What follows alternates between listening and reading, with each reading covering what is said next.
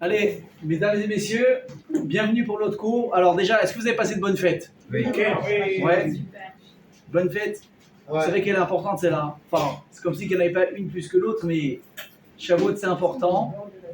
Et en tous les cas, je nous souhaite à tous et à toutes que Shavuot, qui est, je rappelle, pas uniquement le don de la Torah en soi, ça on le sait, je vous apprends rien, mais c'est surtout le moment opportun qui peut permettre à une personne d'avoir un nouvel élan pour s'élever dans la Torah. C'est ça Shavuot.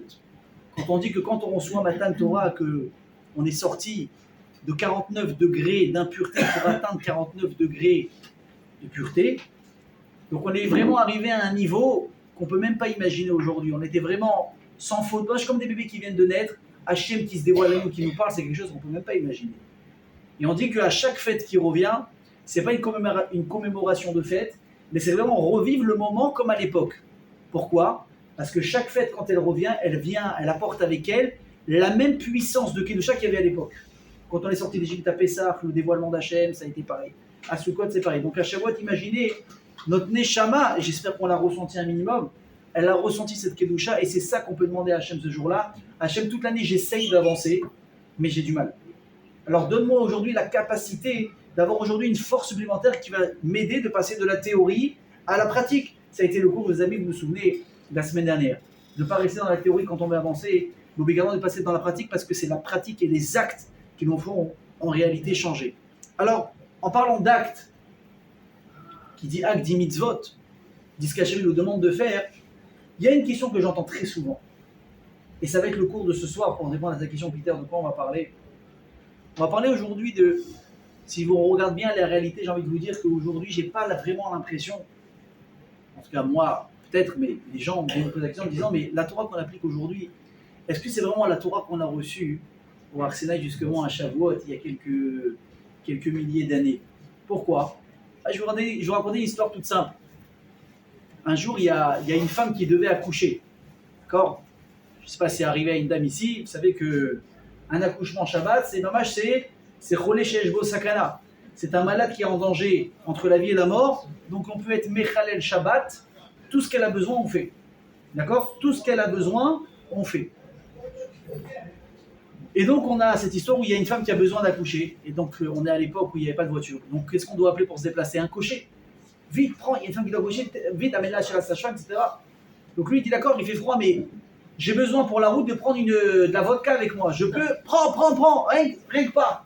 D'accord, mais il faut aussi que je prenne un petit réchaud pour me réchauffer parce que je vais geler. Prends. Le mec pose une question, le mec dit prends ce que tu veux, rien que ça. Amène-la avant qu'elle accouche ici comme ça dans une maison qui est dégueulasse, sans sage-femme, sans rien. Et là, le cocher, il prend la route, et là, il va sortir une phrase, et il va dire, décidément, ces rabbins, quand ils veulent, tout devient autorisé.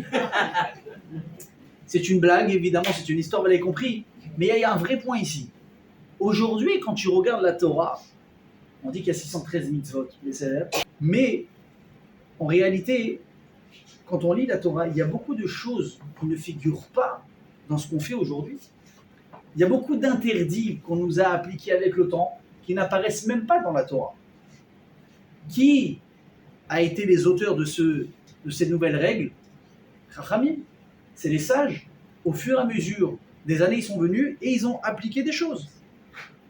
Venez, on prend quelques exemples. Vous c'est marqué dans la Torah qu'il faut créer des synagogues. Trouvez-moi un pasouk, ma parole, un pasouk qui s'est marqué, il faudra construire une synagogue. Et on a eu un Mishkan, parce qu'Hachem il a demandé. Même le Beth Amikdash en soi, il n'est pas marqué dans la Torah, c'est arrivé beaucoup plus tard. Quand on est rentré en Eretz Israël, etc., c'est marqué dans le Navi, Shlomo Améler.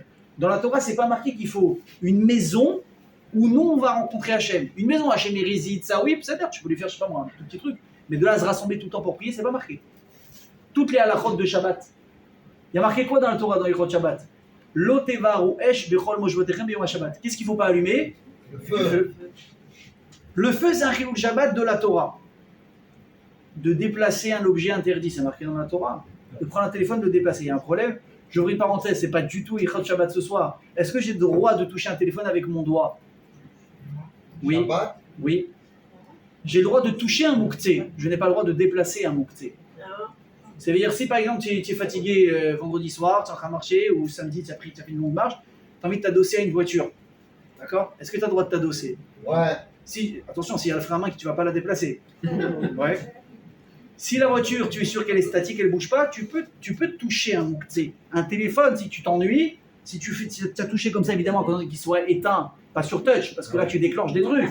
Il est éteint, d'accord? Voilà, un téléphone éteint. Est-ce que tu t'ennuies, tu as envie de faire ça? Ça rime à rien. Est-ce que tu as fait une affaire? Pas du tout. Toucher un mouktsé, c'est pas interdit. Déplacer quelque chose. Mais encore une fois, même ça, ces nuances-là, c'est marqué dans la Torah ou pas?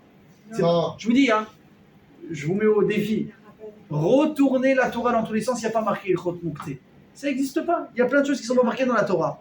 Donc comment ça se fait qu'on est en train aujourd'hui, j'ai envie de vous dire, d'appliquer une Torah?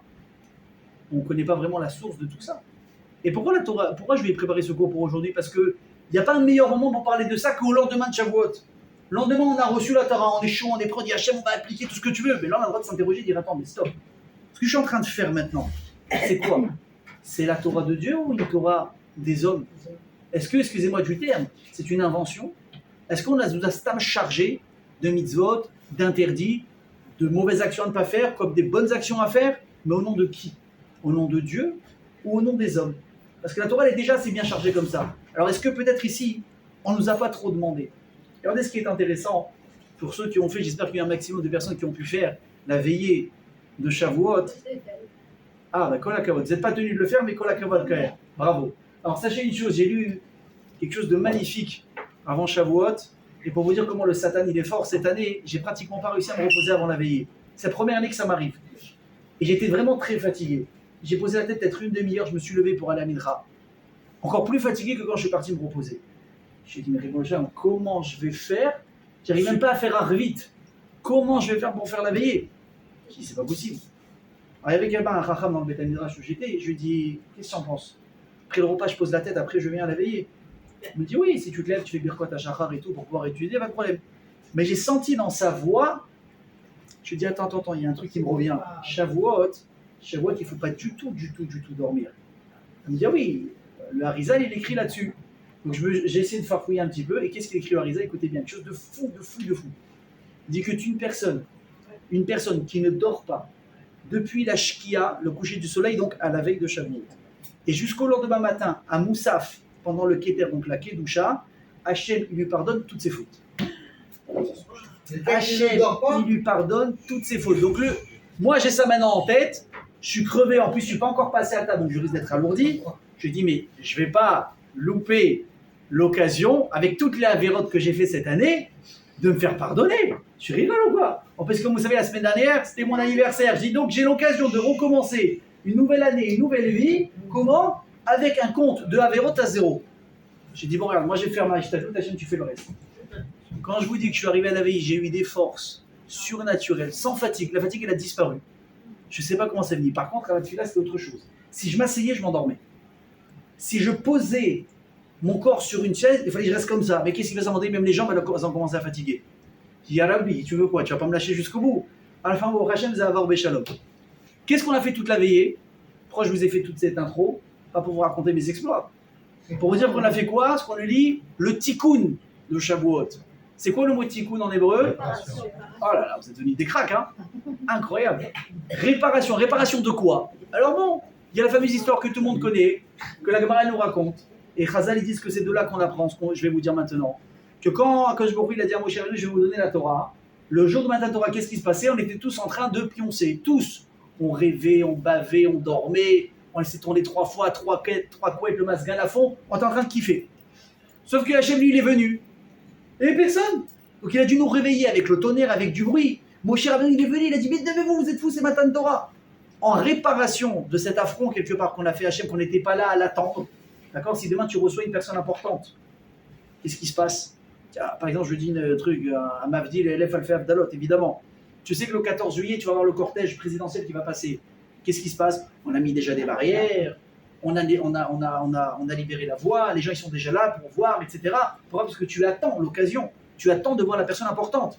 On monte d'un niveau. Tiens, un tzadik balaïr. On te dit maintenant, le Rishon LeZion, le grand rabbin d'Israël, il va venir à Natania. Il va venir à la grande synagogue. Mais ça va être bondé de partout. Les dames, il n'y a pas une place. Les hommes, la rue, les trucs sur les toits. Je vous dis pas, à Bnei Brak, il faut voir comment ça se passe. quand il y a un grand rave qui vient ou un enterrement d'un grand rave, mais tu sais pas comment les gens ils arrivent tous sur des endroits. Tu dis, je savais même pas qu'il y avait un accès. Il n'y a pas d'accès, le mec il a pris un hélico pour aller là-bas. Pourquoi? Parce qu'on attend la personne qui va venir. Un mavdil entre les hommes et Akadosh Baruch Hu. Il s'est dévoilé birvodo beatzmo en personne. On n'était pas là pour l'attendre. Donc en réparation de ça, on fait le tikkun que toute la nuit de Shavuot on reste réveillé pour être prêt à recevoir Akadosh Baruch Hu le lendemain, au moment où il s'apprête à nous donner la Torah. Sachez qu'à quel moment il nous donne la Torah? Au moment de la Kriyat Torah de Shavuot. Quand on lit la Torah le jour de Shavuot, c'est mamash comme Matan Torah. D'ailleurs, c'est marqué là-bas qu'il y a beaucoup de ségoula dans cette lecture. Comme vous le savez, à Shavuot, qu'est-ce qui se passait? Tous les malades ont guéri. Tous les malades ont guéri. Tous ceux qui avaient des maladies, des maux, un handicap, vous imaginez ou pas? Tout le monde est guéri. Moi, j'ai même lu un pirouche qui disait que même Moshe Rabbeinu a été guéri de son bégaiement. Vous imaginez? Incroyable. Donc il y a une grande ségoula ce jour-là, qu'une personne qui écoute mot à mot la lecture de la Torah, c'est une ségoula de refoua, de guérison pour lui. Vous imaginez, c'est-à-dire quand on vous dit que les fêtes elles reviennent avec leur puissance, c'est pas une blague, c'est mamage réel. Ça c'est un premier pirouche, c'est une première explication pourquoi est-ce qu'on fait ce tikkun à Shavuot. Mais il y a une deuxième explication qui est très jolie selon la Kabbalah, qui nous dit qu'en fait que le mot tikkun ne veut pas dire réparation, mais écoutez bien, il veut dire bijou. Quel rapport? Shavuot, ça symbolise un mariage entre nous les Béné Israël. Mariage, je précise. Entre nous les Béné Israël et la Torah. Alors ce qui est marrant, c'est que c'est qui l'a marié? C'est pas la Torah, c'est nous. C'est ce qu'on appelle Knesset Israël. On avait ce jour-là, écoutez bien ce que je vous dis, un statut de Kala. Et la Torah, c'est le Khatan. Maintenant, qu'est-ce qu'on fait à une Kala la veille de son mariage? On l'entoure, on l'accompagne, même aujourd'hui ils organisent des soirées migrées, on attend la Kala, on lui fait la fête, etc. Et qu'est-ce qu'on fait? Surtout, on vérifie qu'elle a tout ce qu'il faut pour le lendemain. Les habits, les bijoux, pourquoi? Parce qu'elle doit être parfaite le lendemain, elle doit être magnifique. Nous, qu'est-ce qu'on fait en tant que Kala, de personnes qui vont se marier avec la Torah? On est en train, écoutez bien ce que je dis, de préparer nos bijoux pour le lendemain. C'est quoi nos bijoux? C'est la Torah. C'est l'étude de la Torah elle-même, on est en train de la préparer, pourquoi? Pour être prêt demain à se parer de nos plus belles, de nos plus beaux habits, qui est quoi? Qui peut être que l'étude de la Torah. D'ailleurs, j'ai lu un très très beau pirouche. Écoutez bien, on le dit que voilà, Shavuot c'est le mariage, c'est le mariage, c'est le mariage. Quelqu'un a posé la question et c'est magnifique. Il a dit, quand tu vas dans un mariage, comment est-ce que tu reconnais la Kala, la mariée, parmi toutes les dames qui sont présentes? Sa robe. Bravo. C'est la seule qui est bien en robe blanche. C'est la seule. C'est vrai que tout le monde va faire des photos et des magnets, etc. Elle aussi va être prise en photo. Mais rien quand tu vois l'habit, tu sais que c'est la mariée. Super. Donc la mariée, on la reconnaît. Mais le marié, si un type il rentre, on dit devine c'est qui le marié. S'il se concentre vraiment pendant un quart d'heure, 20 minutes, il voit que tout le monde va embrasser quelqu'un, il se dit bon, c'est lui le marié, mais comme ça, on va dire de premier abord.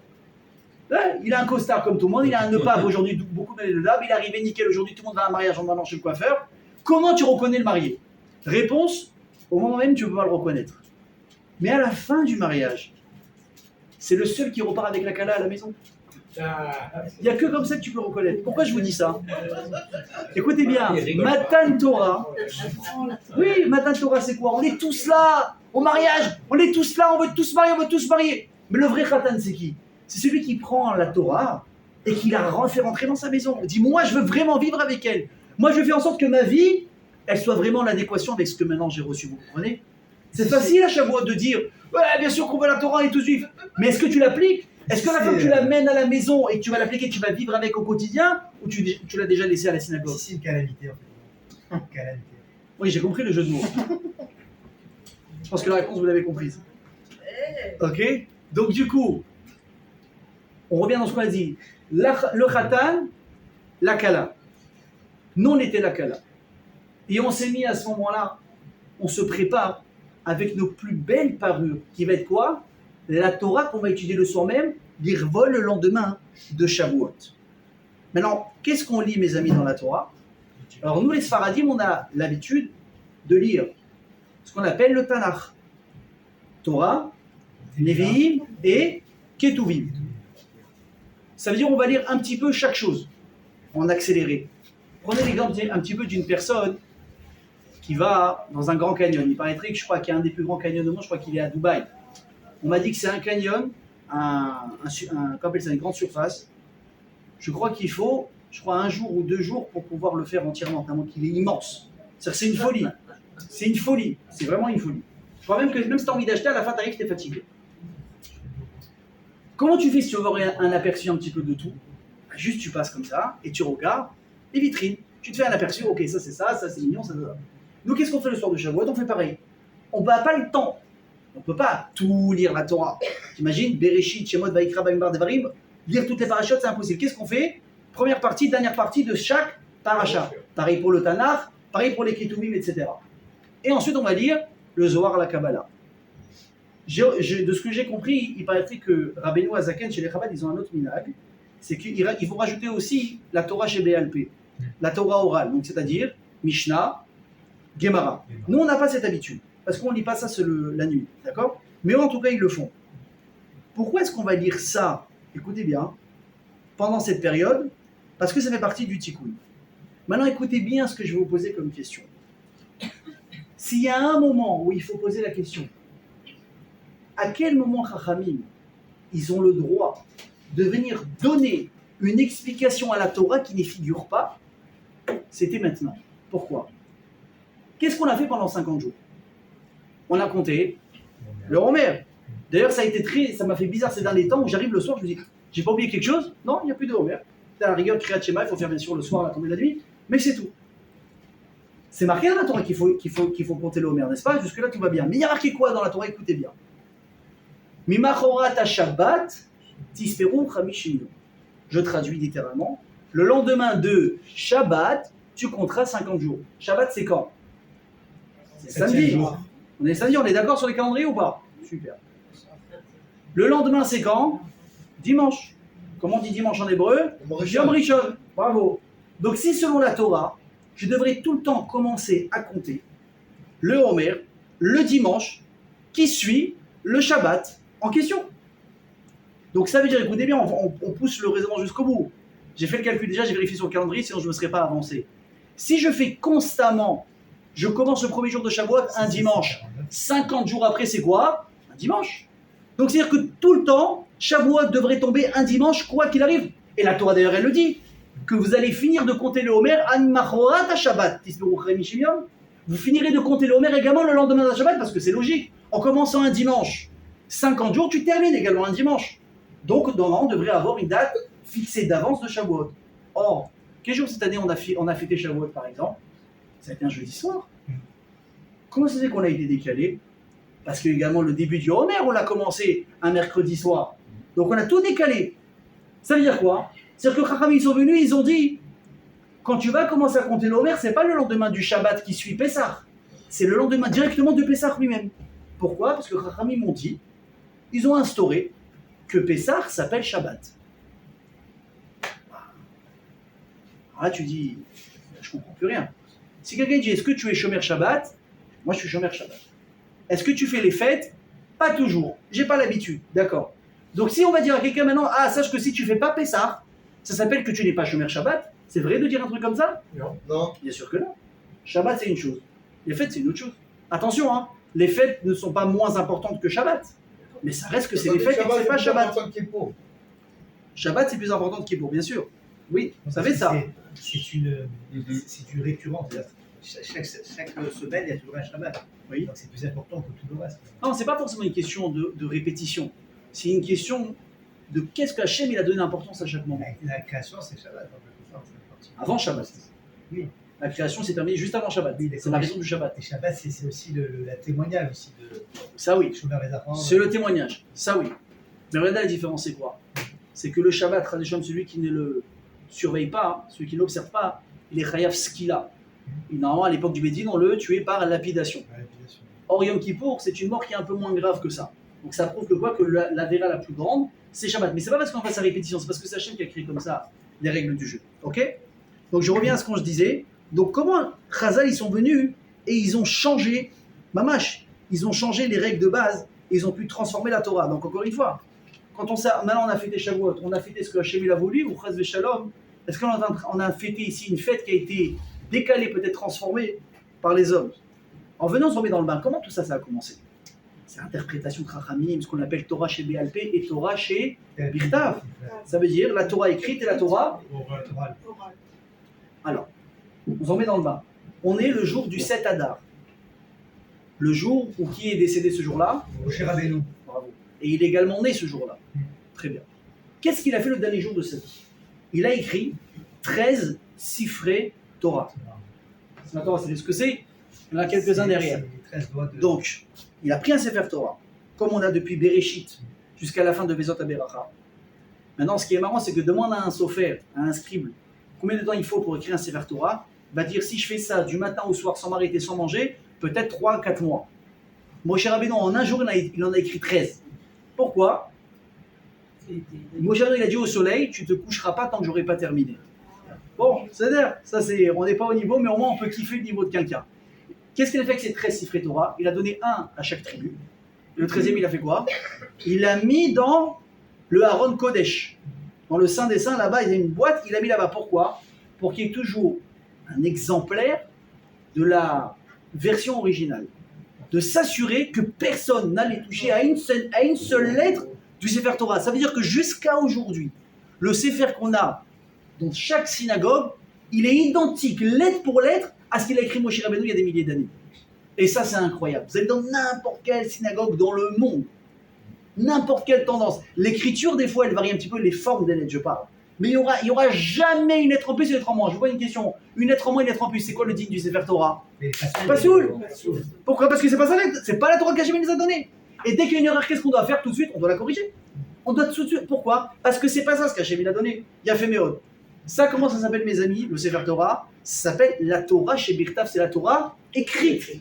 Pourquoi? Parce que Moshe de lui-même, il a écrit évidemment en étant dicté mot pour mot par Hachem. Je répète, Moshe n'a rien écrit de lui-même. Chaque mot, Hachem, il a dit assis-toi, prends une plume et tu marques Bereshit, Bara, Elohim. C'est comme ça que ça a été fait, jusqu'à la fin. D'ailleurs, je vous avais raconté, je pense, une fois la Gemara. Est-ce que c'est relié aux 13 articles de la foi juive aussi?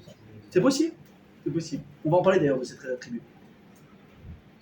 Je pense qu'un jour vous avez ramené la Gemara qui disait que Moshe Rabbeinu, quand il a écrit la Torah, il a marqué quoi dans la Torah à la fin? Que Moshe il meurt.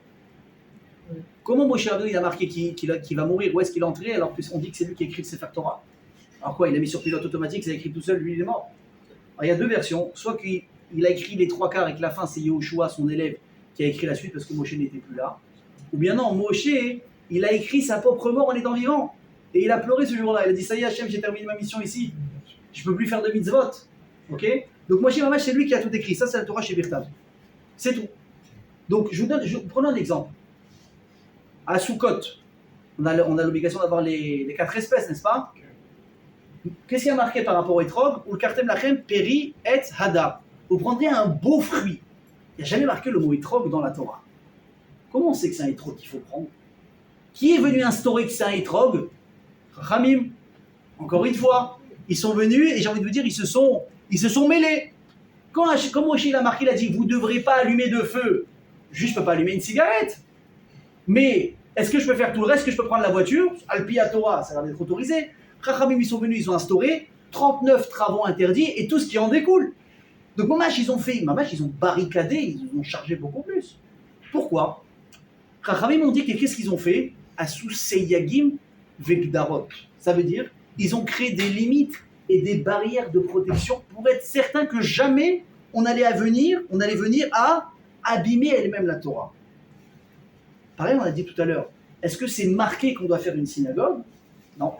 Même dans le Torah, c'est pas marqué un Beth Amikdash, on a fait que le Mishkan. Est-ce que c'est marqué, écoutez bien ce que je vous dis, qu'on a un riouf de Tefila, on doit prier? Non. Chachamim on dit, ah, tu sais quoi? Maintenant qu'il n'y a plus de sacrifice de korbanot qu'on faisait dans la Torah et qui est marqué dans la Torah, on va remplacer les korbanot par la prière. Mais ça sort d'où ça?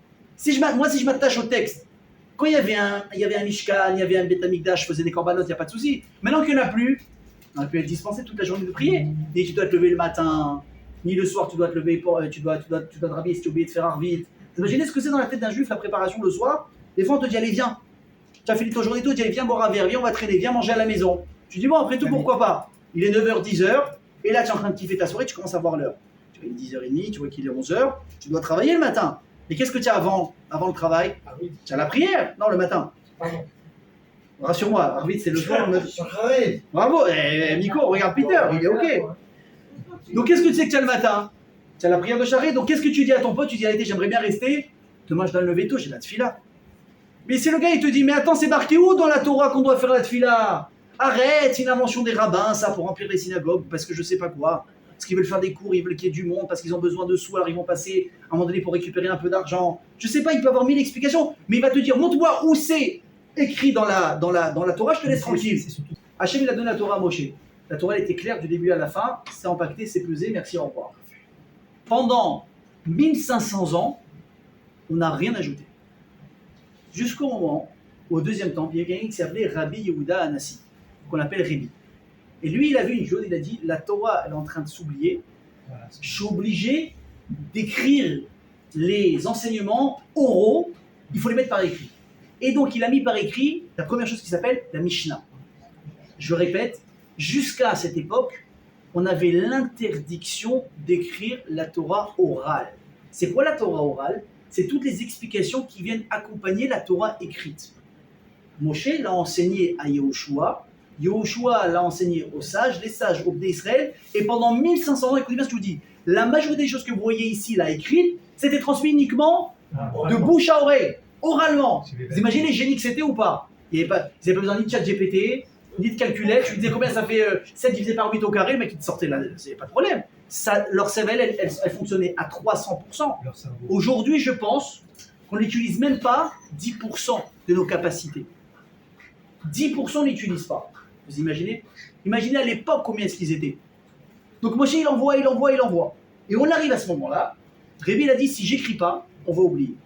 Et c'est lui qui a ouvert le bal. Et il venait ensuite derrière lui, quelqu'un qui s'appelle Ravashi, dans la Gemara. C'est lui qui va écrire toute la Gemara. Et écoutez bien, et derrière, on a donné l'autorisation jusqu'à aujourd'hui d'écrire des halachot et de les mettre par écrit, de plus les enseigner à l'oral. Pourquoi? Parce qu'on a eu peur que ça allait se perdre. Donc on voit que quoi, Chachamim, à un moment donné, ils ont pris la décision d'interférer et les choses qui se...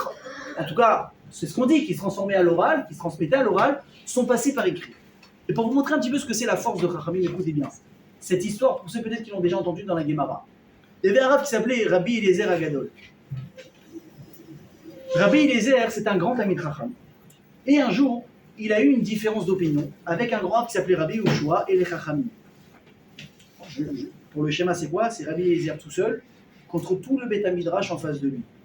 Et ils ont eu une discussion sur un tanour, sur un four qui était fait en argile, etc. Et la question, elle était, est-ce que ça s'appelle un ustensile qui reçoit de l'impureté ou pas? D'accord, c'est compliqué, c'est Yochotouma Vetara, je ne rentre pas dans les détails. Rabbi Eliezer, il a dit, Mamash, non, ça ne s'appelle pas un ustensile qui doit recevoir la Touma. Rabbi Yehoshua, il a dit, c'est pas vrai. Moi, je pense que oui, ça reçoit la Touma. Maintenant, il y avait tellement une discussion, c'est les géants, il va falloir trancher. Les gens, comment ils font demain? C'est pur ou c'est impur? Et Eliezer, il s'est levé, il a dit, ouais, tu veux que je te prouve que j'ai raison? Si j'ai raison, il y avait un caroubier, un arbre. Il a dit, si j'ai raison, que le caroubier change de place, qu'il se déplace, qu'il se déracine, qu'il aille s'enraciner ailleurs.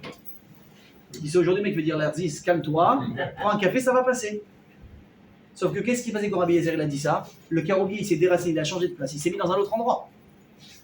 C'est une preuve ou c'est pas une preuve que la halakha est comme lui? Bien sûr. Moi, tu me fais dire, moi déjà, tu me fais éteindre la lumière, tu l'as fait rallumer, déjà, je me suis calmé. Qu'est-ce qu'il dit Rabbi Yehoshua? C'est pas une preuve. Ça me fait rien. Il dit, ah ouais, viens, on continue. Elle dit, tu vois le fleuve qui est en train de couler? Si j'ai raison que la halakha est comme moi, que le fleuve il se met maintenant à couler à l'envers. C'est naturel. Et qu'est-ce qui s'est passé à votre avis? La couleur. Le fleuve il s'est mis. Qu'est-ce qu'il a dit Rabbi Yehoshua? Il a trouvé une raison, il dit non, c'est pas une preuve. Elle a dit, ok, on va continuer, écoutez bien. Il a dit, si j'ai raison, que les murs du Beth Midrash dans lequel on est en train d'étudier, qui se courbent maintenant. Donc les murs, attention, je ne vais pas, je risque de vous le faire. Hein. Les murs du Beth Midrash, ils ont commencé à se plier. Maintenant, Chachamim, ils sont levés, écoutez bien la phrase, ils leur ont dit, qui vous a donné la permission de vous mêler à vous? Donc maintenant, la Gemara, elle dit que les murs, ils ne savaient pas quoi faire. Ils ont dit, d'un côté, on s'est incliné pour le kavod de Rabbi Eliezer. Mais maintenant, Chachamim, ils ne veulent pas qu'on se mêle. Donc si on se redresse, c'est une offense à Rabbi Eliezer. Donc qu'est-ce qu'on fait? La Gemara dit que depuis ce jour-là, les murs de sont restés comme ils étaient. Ils se sont inclinés, mais ils n'ont jamais bougé. Chachamim, ils ont dit encore, c'est pas une preuve. Et à la fin, Rabbi Eliezer va dire, ah bon, alors venez, on fait un truc plus simple. Si j'ai raison, que maintenant il y a une voix divine qui sort, et qui dit comme qui est la halakha. La Gemara dit, Yatsa, Batkol, Ve'amra. Il y a une voix céleste qui est sortie, il a dit, qu'est-ce que vous voulez, la halakha, elle est comme Rabbi Eliezer dans le ciel. Il y a mieux que ça ou pas? Attends, c'est. Et qu'est-ce qu'ils ont dit les enfants? Les Rachamim. Si on dit à Kadosh Baruch Hu, on t'aime beaucoup. Mais depuis Matan Torah, Torah lav bashamaim. Depuis que tu as donné la Torah elle n'est plus dans le ciel, elle nous appartient à nous, et c'est nous qui décidons en bas comme qui elle est là. Et là, qu'est-ce qu'il a répondu à Kadosh Baruch Hu? Il a rigolé. Il a dit Nitroni Banaï, Nitroni Banaï. Mes enfants, ils m'ont vaincu. Mes enfants, ils m'ont vaincu. Vous avez raison, c'est vous qui avez raison. La Torah, je vous l'ai donnée, vous en êtes devenus maîtres. C'est vous qui décidez en bas, et en fonction de ce que vous décidez, vous, nous, en haut, on s'aligne avec vous. Et bien, mettre là, on ne l'a pas tranché pour Rabbi Eliezer, enfin, en fin de compte. Donc, ça veut dire quoi? C'est pour vous montrer c'est quoi le corps des Chachamim. Quand ils décident quelque chose, quand c'est marqué, comment c'est marqué dans la Torah? Attendez que si je ne me trompe pas. Et moi, je me crée Kodesh. Et les mois d'Hachem, Ikraï Kodesh, Asher Tikriu Otam, Bemo Adam. Qu'est-ce que dit la Gemara? C'est vous qui allez décider quand est-ce que les fêtes elles tombent. Afilou Mut'im. Même si vous vous trompez sur un calcul d'une date, écoutez bien ce que je vous dis. Aujourd'hui, on a le calendrier. On ne peut pas se tromper. Mais à l'époque, où on devait chercher à chaque fois selon la lune, c'est quand la fête, etc. Il dit, même si vous vous trompez, et vous avez déclaré par exemple le Rosh Chodesh à un jour de décalage, ce qui fait que tout le mois qui va suivre va être décalé, imaginez, Yom Kippour c'est quand, on le sait tous, c'est le 10 Tishri. Donc je compte 10 jours à partir de Rosh Chodesh, c'est pas sorcier, super. Sauf que si je me suis planté, et j'ai déclaré que Rosh Chodesh par erreur, au lieu d'être le premier, c'est le 2 du mois. Dans ma tête, le 2 c'est le premier, mais en réalité, c'est le 2. C'est-à-dire que Kippour, je vais le fêter quand? Le 11, et pas le 10. Mais Hachem, quand est-ce qu'il juge? Quand est-ce qu'il pardonne? C'est le 10.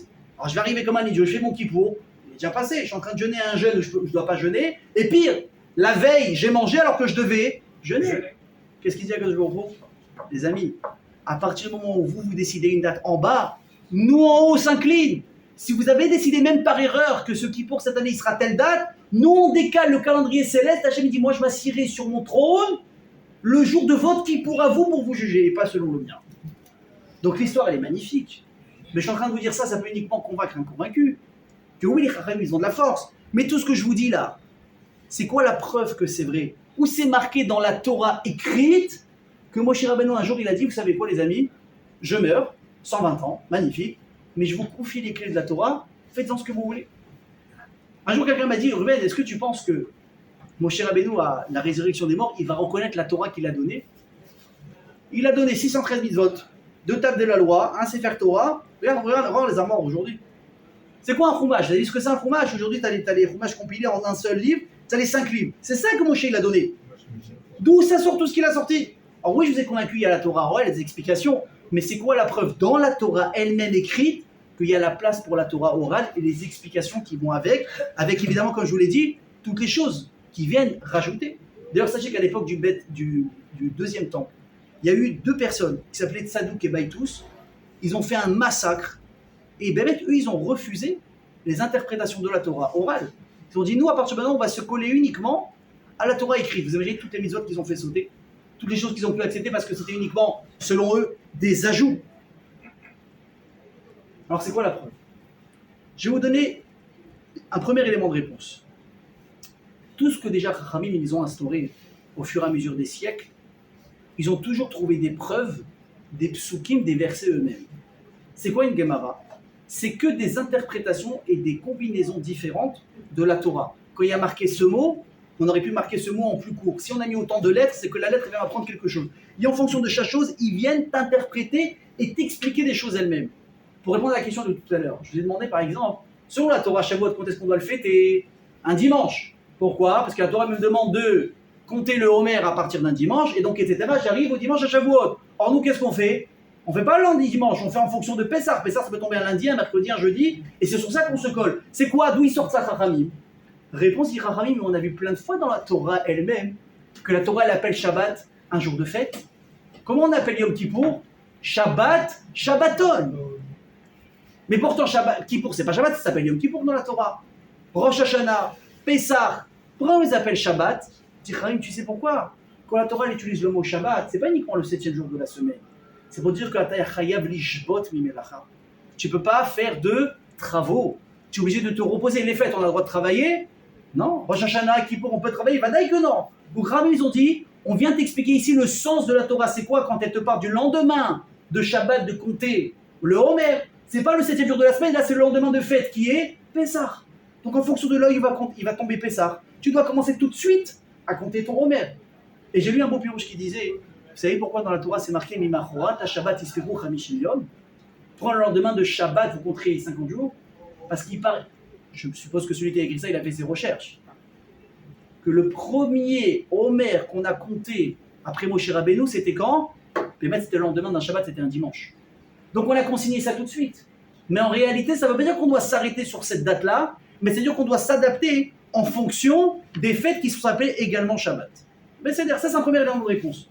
Mais peut-être que ça ne va pas vous suffire, parce qu'à moi ça ne m'a pas trop suffi, je vous dis la vérité. Elle est sympa l'explication, mais pourquoi il y a une faiblesse dans ce que je vous dis? Parce que si je vous dis que tout ce que les halachot que je vous apprends, je les tire, pas explicitement de la Torah, mais d'une compréhension de ma part de la Torah à travers les versets.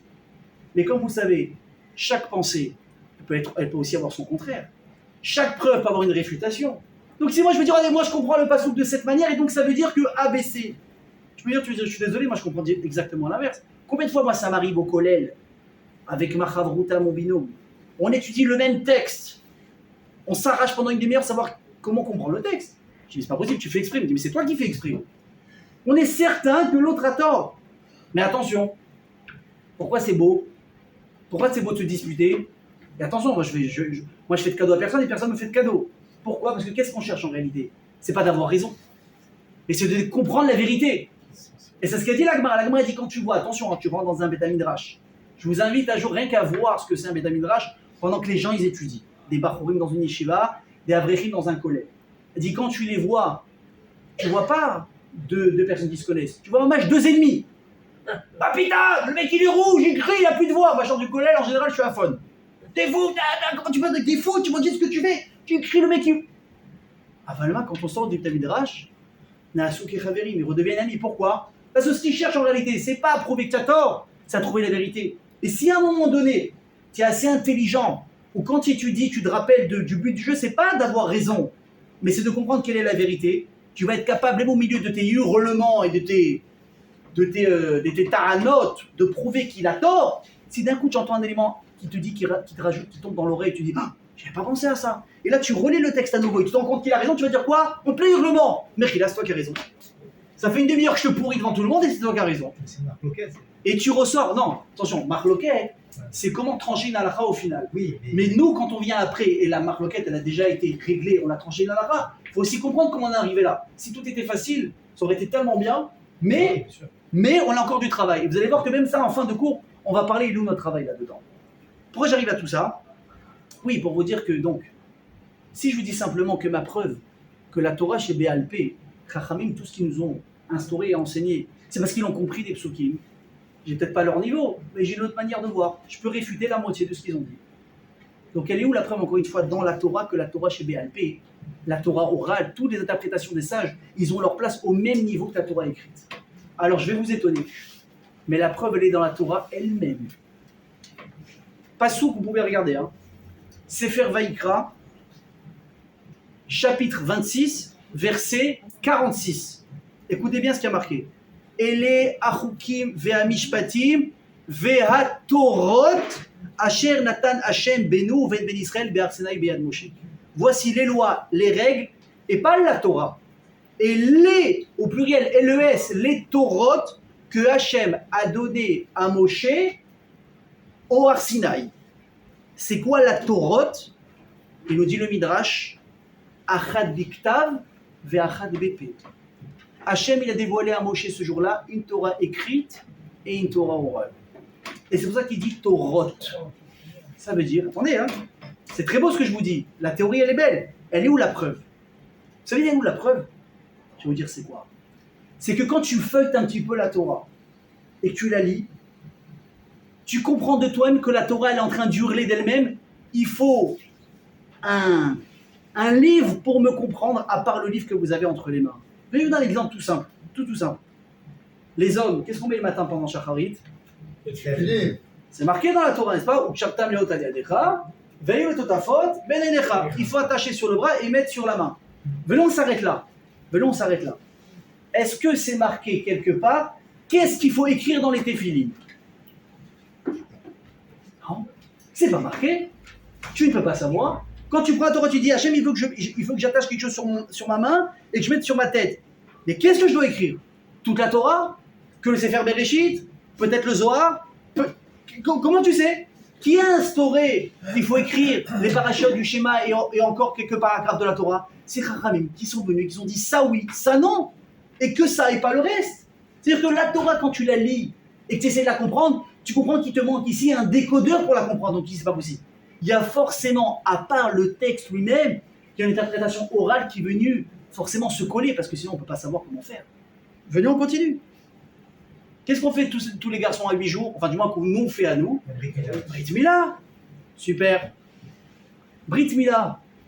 Où c'est marqué que c'est le prépuce qu'on coupe, que c'est ça qu'il faut couper? Vous savez que même la Torah, elle dit qu'il y a une autre orla, un autre truc qui s'appelle orla talev, quelque chose qui est dans le cœur, c'est-à-dire que même dans la shrita, non mais je parle de quelque chose de physique, écoute bien, dans la shrita, quand on abat une bête et qu'on prend le cœur, il faut toujours enlever un petit bout.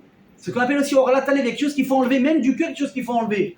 De qui a dit peut-être que la orla dans le corps, c'est pas un bout du nez, peut-être le lobe des oreilles, c'est pas nécessaire, peut-être c'est ça qu'il fallait couper, peut-être même des deux côtés. Comment c'est que la orla, la brit mila qu'on fait aujourd'hui, c'est d'Afka cet endroit-là, c'est pas marqué dans la Torah? Par l'oral. Exactement. Chachamim sont venus dire Rabotai, c'est ce membre-là qu'il faut couper. À nouveau, qu'est-ce qu'on voit? Que soit une interprétation et une explication orale qui vient accompagner l'écrit n'est pas compréhensible. Qu'est-ce qu'on met, mes amis? Comment tu reconnais une porte dans un immeuble d'une maison juive de l'extérieur? Il y a quoi? C'est ça. Et super, c'est marqué dans la Torah? Oui. La femme a mezuzot. Aouda, qu'est-ce qu'il faut marquer dans la mezouza? Comment vous le savez? On nous l'a dit. Mais est-ce que c'est marqué dans le Chumash? Non. Pas, il y a marqué vous marquerez ces mots. Mais quels mots? Il y a 5 livres à écrire. Comment je sais que c'est cette partie et pas cette partie-là? Encore une fois, c'est quoi la réponse? Chachamim, ils sont venus, ils ont dit c'est d'Afka ça et pas autre chose. Donc vous comprenez ici, mes amis, que la Torah orale, c'est pas une invention. Chachamim, ils n'ont rien inventé.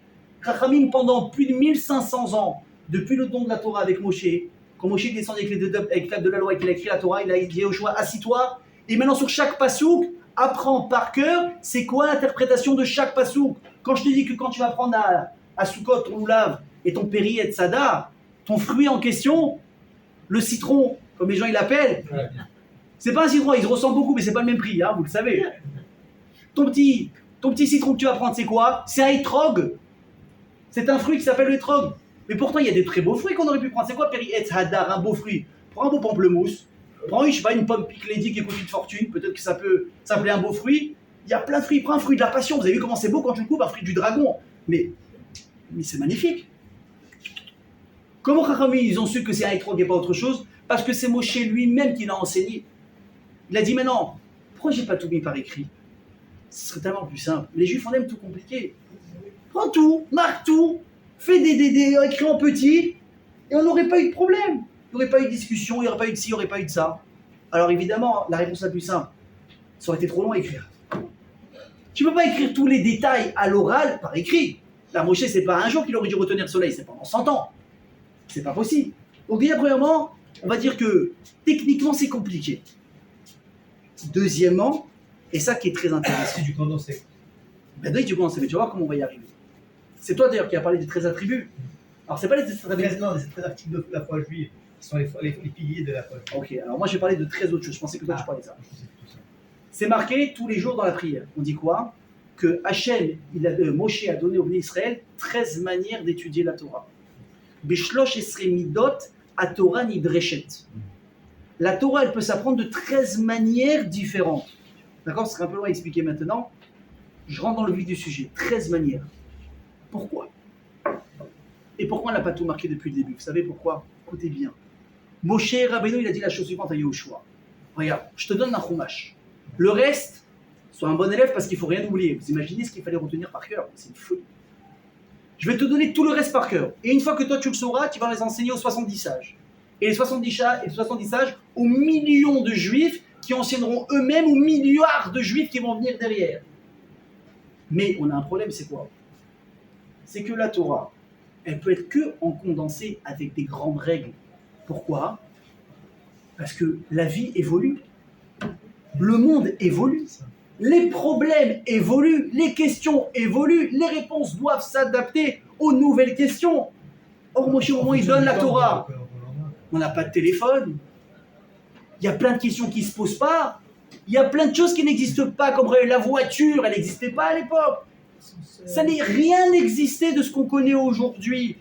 Vous comprenez, j'ai une lunette cassée, est-ce que je peux remettre la vis? Mais c'est quoi une paire de lunettes? Je ne sais même pas ce que c'est. Mon scratch, il s'en est, mais c'est quoi un scratch? Vous comprenez les choses toutes bêtes que je suis en train de vous dire? Donc moi, il a dit, je connais l'avenir, je sais ce qui va se passer, le monde va évoluer. Donc je suis obligé de faire quoi? De donner ici, écoutez bien, un condensé uniquement qui sera décodable au fur et à mesure des siècles et du temps. Et dit, je vais te donner ici les possibilités de comprendre à ton rythme, en fonction de ta génération, les choses qui vont devoir évoluer et changer. Donc déjà maintenant, je ne peux pas t'en parler parce que toi et moi, on ne sait pas de quoi on parle.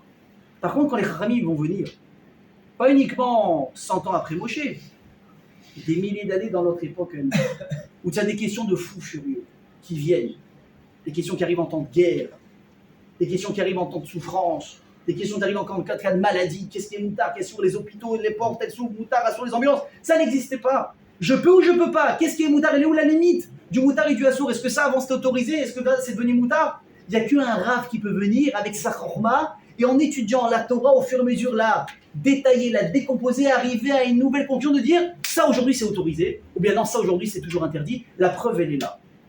C'est ça que Moshe transmet. Il ne transmet pas uniquement des enseignements oraux pour la Torah actuelle de l'époque, mais surtout une manière de comprendre la Torah pour pouvoir la déchiffrer à n'importe quel moment de génération à travers le monde jusqu'à Béat Mashiach. Pour vous donner un exemple similaire, le papa, la maman, c'est quoi le rôle de chacun dans la conception d'un enfant? Le papa, qu'est-ce qu'il donne? Il donne tout l'ADN d'un enfant en une goutte, tout en condensé. Est-ce que c'est vivable maintenant? Bien sûr que non, c'est rien du tout. Qui va prendre cet ADN et va commencer à lui donner une forme, à prendre de ça, à en faire un petit être qui va avoir des bras, des yeux, un cerveau? C'est la maman. En votre exemple, je vous dis, la Torah Shebirtav, la Torah Shebe'alpeh, c'est papa et maman. La Torah Shebirtav, c'est un condensé, brut, très résumé. Qu'est-ce qui va venir maintenant?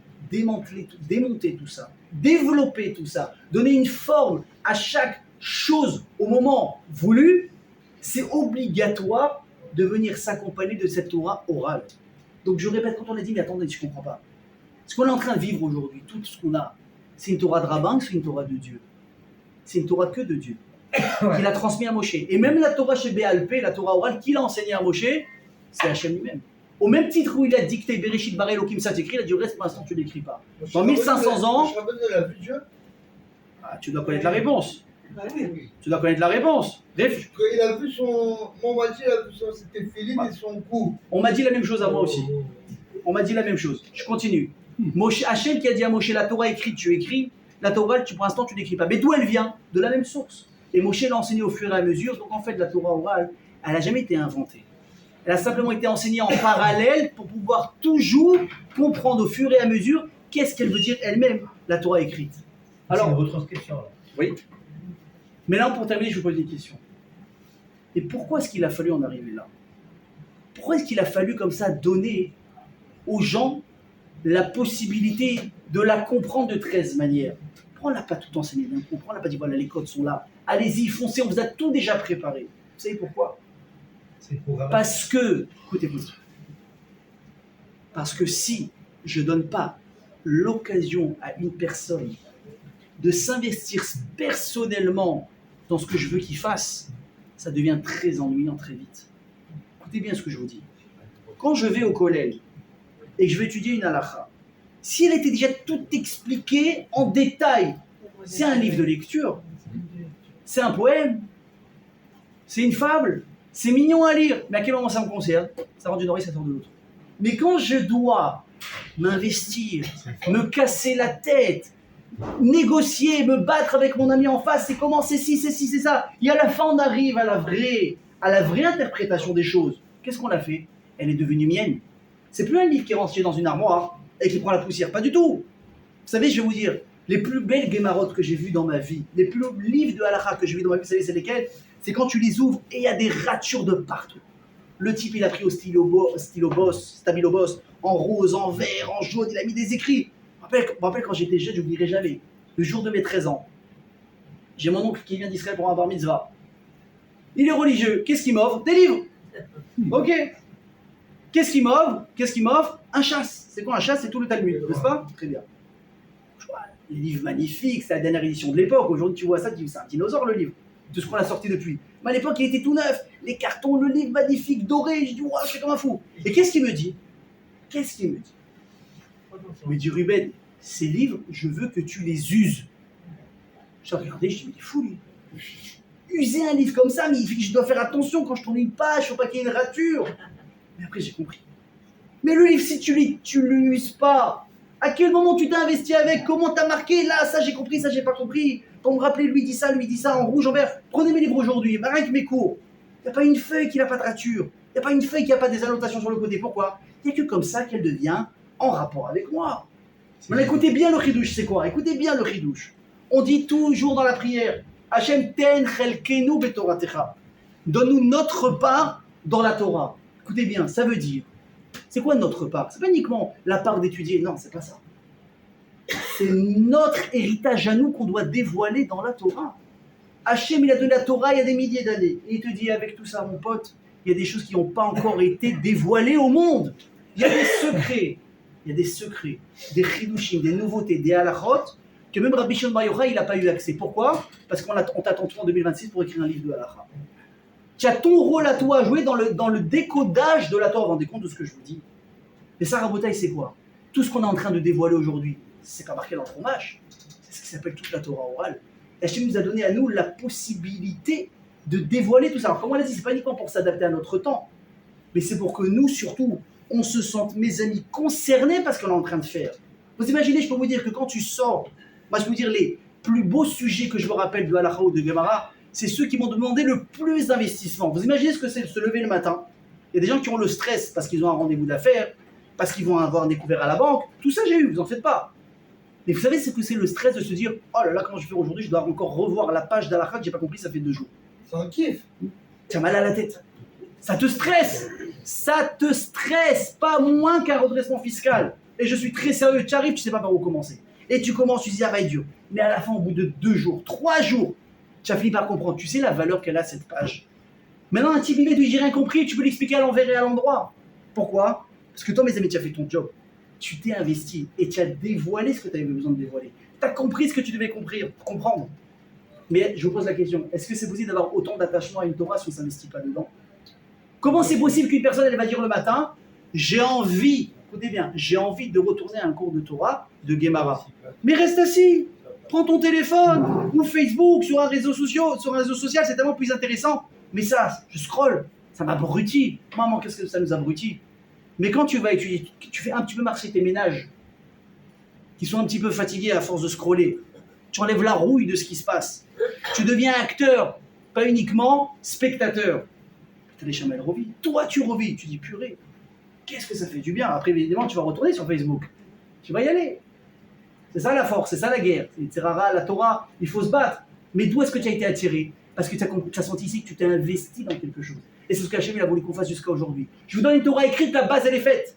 La base, elle est toute prête. Par contre, il y a une chose que je laisse dans vos mains. C'est quoi? C'est votre investissement personnel maintenant pour la comprendre. Parce que si je vous donne tout, ça devient ennuyant. Si je vous donne tout, alors, rappelez-vous une chose. Quand Hachem a donné la Torah, il a marqué quoi? Bereshit, Bara, Elohim. Donc si je traduis, c'est quoi? Le commencement a créé Dieu. Quand il a écrit ça, les malachim, ils ont hurlé, les anges. Ils ont dit, allô Hachem, tu fais quoi? Tu es en train de donner l'impression qu'il y a quelque chose qui s'appelle Bereshit, qui a créé le Dieu en question. Change tout de suite. Marque Elohim, Bara Bereshit.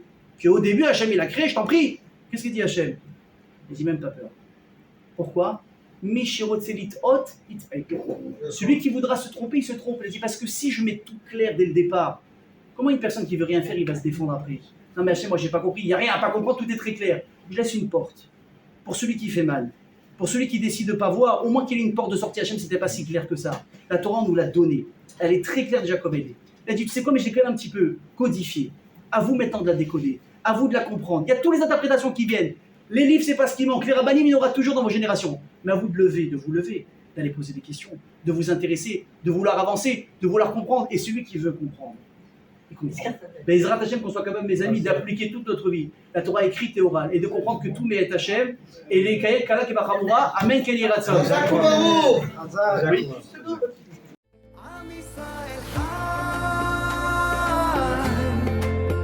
אם לא נשכח תמיד להיות